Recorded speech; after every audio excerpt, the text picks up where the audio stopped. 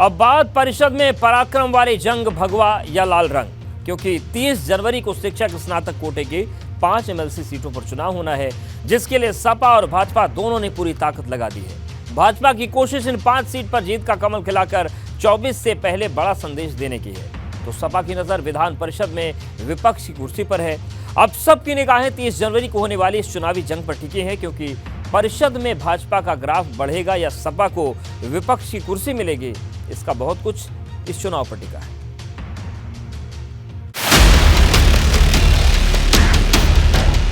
परिषद में पराक्रम वाली जंग भगवा या लाल रंग। 24 से पहले की तैयारी, कौन पड़ेगा किस पर भारी। उत्तर प्रदेश का सियासी पारा इन दिनों शिक्षक स्नातक कोटे की 5 एमएलसी सीटों पर चढ़ा हुआ है। इन 5 सीटों को जीतने के लिए सपा और भाजपा के बीच जंग छिड़ गई है, क्योंकि सपा की नजरें जहां विधान परिषद में विपक्ष की कुर्सी पर है, तो वहीं भाजपा की कोशिश 24 की लड़ाई से पहले इन 5 सीटों पर कमल खिलाकर विपक्ष पर दबाव बनाने की। यही वजह है कि भाजपा ने अपनी पूरी ताकत झोंक दी है। पार्टी के बड़े पदाधिकारी, सांसद, विधायक तो लगातार इन 5 सीटों पर डटे ही हैं। वहीं सरकार के मंत्री भी ताबड़तोड़ दौरे और बैठक कर रहे। शनिवार को प्रचार खत्म होने वाला है, लेकिन उससे पहले यूपी के दोनों डिप्टी सीएम ने मोर्चा संभाल लिया है। केशव प्रसाद मौर्य और ब्रजेश पाठक जहां जालौन, झांसी और कानपुर, उन्नाव का दौरा कर रहे, तो कैबिनेट मंत्री स्वतंत्र देव सिंह फतेहपुर में इस चुनाव को लेकर बैठक कर रहे। दरअसल भाजपा की कोशिश है कि 2024 से पहले वोटरों को ये संदेश दिया जाए कि भाजपा आज भी लोगों की पहली पसंद है। समाजवादी पार्टी तो 400 सीटें विधानसभा में जीत रही थी। उनके कहने में और उनके परिणाम में अंतर होता है। समाजवादी पार्टी की गुंडई, समाजवादी पार्टी की अराजकता, समाजवादी पार्टी का दंगा, समाजवादी पार्टी के जमीनों पर कब्जा, ये कोई बर्दाश्त नहीं करता, कोई पसंद नहीं करता। इसलिए समाजवादी पार्टी का मान लीजिए कि वो डूबता हुआ जहाज है। या तो वो अपना चरित्र और चोला बदल करके 2024 के बाद कुछ दिखाई देंगे तो सदन में रहेंगे, नहीं कांग्रेस की तरह वह भी विलुप्त हो जाएंगे। गौरतलब है कि हाल ही में भाजपा की जब प्रदेश कार्य समिति की बैठक हुई, तो उसमें एमएलसी की ये 5 सीटें मुख्य एजेंडे में रखी गई।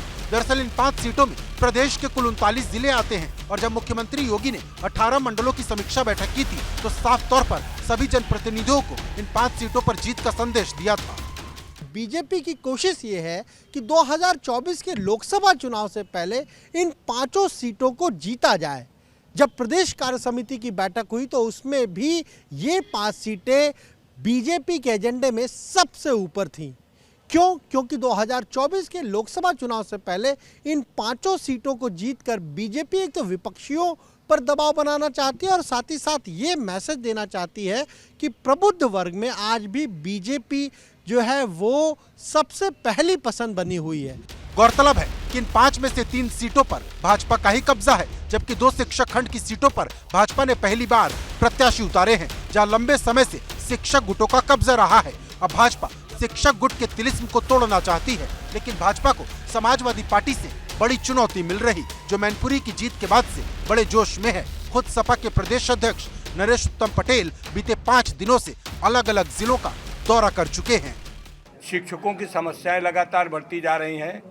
वित्त विहीन शिक्षकों को मानदेन देने का वादा किया था भारतीय जनता पार्टी सरकार ने, लेकिन 6 वर्ष बीत जाने के बाद भारतीय जनता पार्टी सरकार ने अभी तक वित्त विहीन शिक्षकों को 1 पैसा भी मानदेय देना शुरू नहीं किया है, जिससे शिक्षकों में बेहद निराशा और आक्रोश है।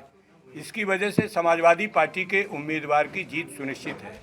अब सबकी निगाहें 30 जनवरी को होने वाली इस चुनावी जंग पर टिकी हैं, क्योंकि परिषद में भाजपा का ग्राफ बढ़ेगा या सपा को विपक्ष की कुर्सी मिलेगी, इसका बहुत कुछ इस चुनाव पर टिका है। Bureau report, ABP Ganga.